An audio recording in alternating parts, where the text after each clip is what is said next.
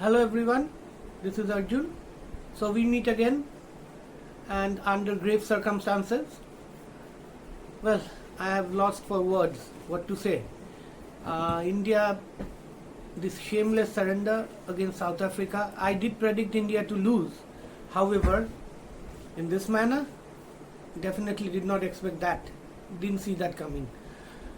There were signs that India will be defeated by South Africa because the batting, as I kept saying, the batting was looking very, very shady, completely out of touch. Abhishek looked like a school cricket kid who is trying to hit every ball out of the park and has no clue about the line or length of the ball, about the pace of the ball, about what is the plan, bowling plan by the opposition team. Absolutely nothing. Just run down the pitch and slog the ball here and there, which Mohammad Amir has said that he's a slugger. He just proved it right today. That is just a bloody slugger, nothing more than that. Well, we saw Abhishek scoring so many runs. The number one batsman of T20 cricket is just a bloody slugger. It's a pity. Now the problem here we have to win all the games to win the World Cup. Now nothing else will do, right, for Indians. Even a defeat in the finals is not good enough. Now, it seems that we might not even make the semi-finals. I am telling you this, though I do not predict that from happening, but there is a chance. Why?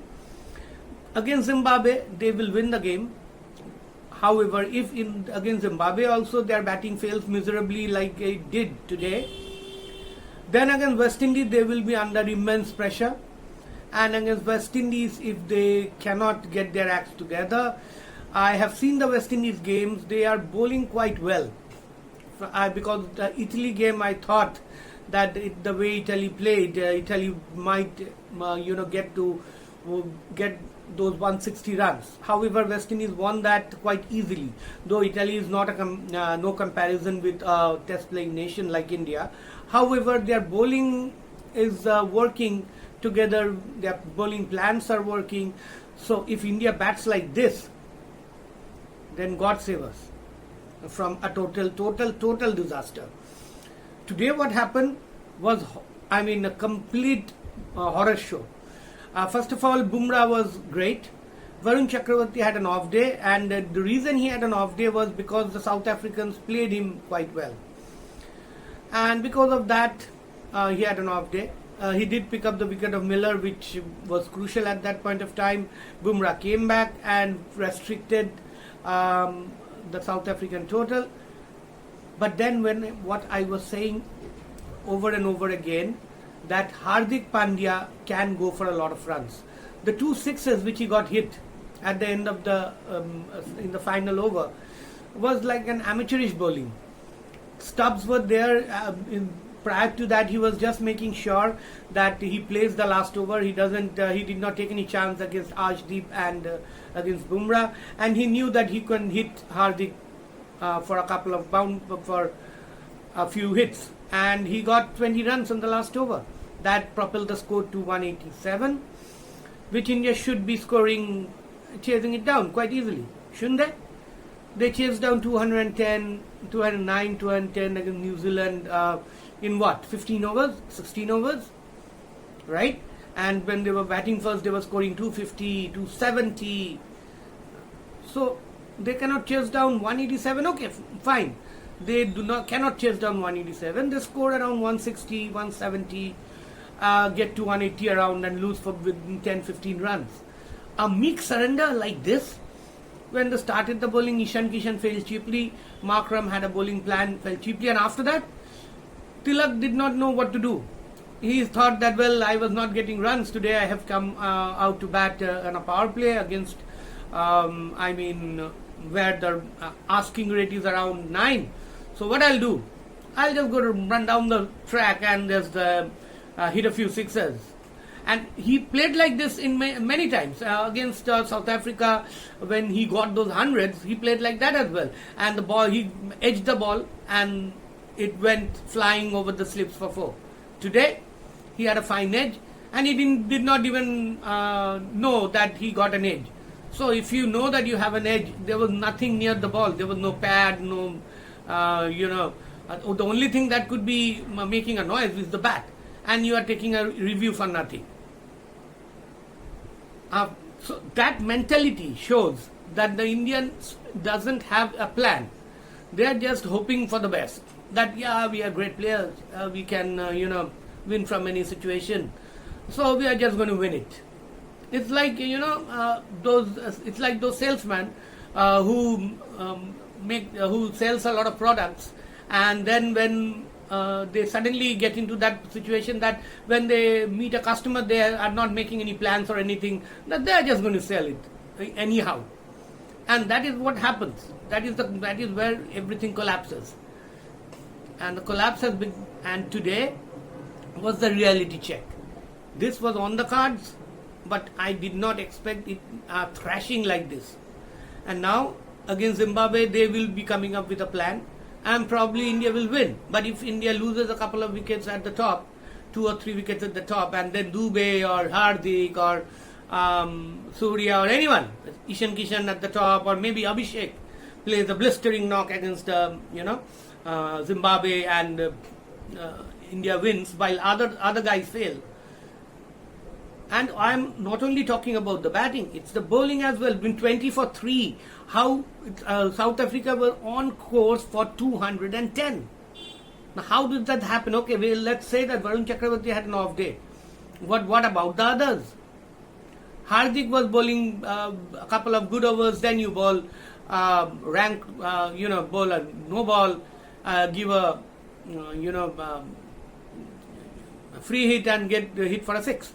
Then when Shivam Dube did get a wicket, he went for 31 runs in 2 overs. You might say that, okay, not bad, right? He got the wicket. Even Varun went for 47 runs. Now again, I would say Varun had an off day, and the reason for that was they came after Varun. And if in the first 2 hits he had got a wicket, then things would have been different. But Dube, he had no plans. He's just bowling outside the off stump, trying to stay away from the batsman's reach, and he's just hoping that you bowl into the wicket with a slower cutter, and the batsman tries to clear the field, which happens in T20 cricket, and you just get a lucky wicket here and there, which he got against Brevis. But it still got hit for 31 runs. In another day when the teams are watching this, as I told last time, the South Africa are watching the hapless Indian batting and the weakness of Indian bowling. Stubbs did that. Brevis, though he got out, did that. Miller did that with the bat, and with the ball, I don't have to say anything. They had a plan, and India was completely hapless. You must say that Surya Kumar's batting. Now we were under a lot of pressure, and India did not. Lost so many wickets, 3 to 4 wickets at the top. So Surya batted like that. Why? Why are you batting like that? I mean, if you do not have the confidence, no other batsman, Miller wouldn't have batted like that. He would have tried to hit a few sixes, got a few boundaries. It seemed that they did not have the confidence in them that they can hit those boundaries and keep the scoreboard going at around 12, 13 and over, which means that you will be in with a chance. Now, if you play through the 20 overs, you will definitely win. If you do not, then you are going to lose. But in this case, they had no idea what they should do. Even Hardik, he was not trying to hit any ball. One ball he hit for sixes, we hit for a 6, almost got out to that. It was touch and go. And after that, just stood there taking singles.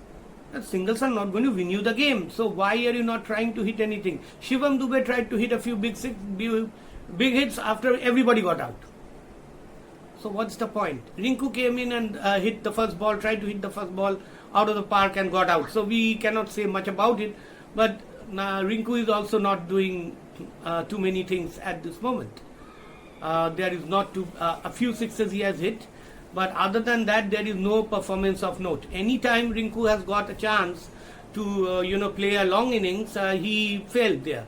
And then when he got a chance to play a few balls, he did hit a few sixes. But other than that, nothing. What is Washington Sundar doing in the team? Because he's Sundar, that's why he's being asked to play. His name is Sundar. Gautam Gambhir likes him a lot. He thinks that he can make him into a world-class, all-rounder. He makes him play test matches, he makes him play one-day cricket, makes him play T20 cricket. I don't understand why Akshay Patel wasn't playing. Okay, they have a few left-handers, but they also have a few right-handers. The right hand and left hand percentage on the South African side are equal. So why you want an off spinner and not a left arm spinner?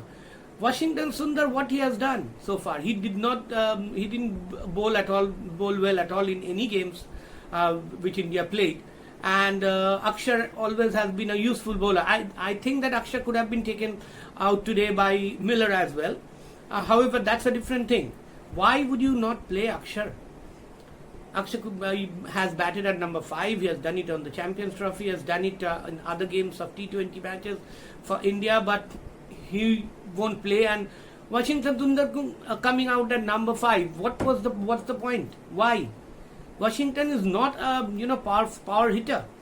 You have seen Washington play a few games where he has scored a 50, won that match against Australia. Washington won it for us, right? That's just one fluke match. It doesn't happen every day.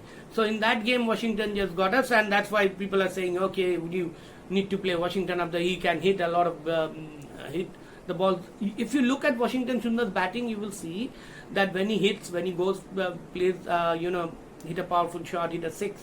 It is like he uses the bottom hand and has got only a few areas. He's very limited with his hitting. Akshay is also limited, but he has improved his batting a lot, and he is much more experienced. So sometimes he gets those 30s, 40s, and in a fast pace. Other days he struggles as well. So it's not a much of a swap, but Akshay's experience does matter here. And why will Hardik Pandya not come out to bat at number 5?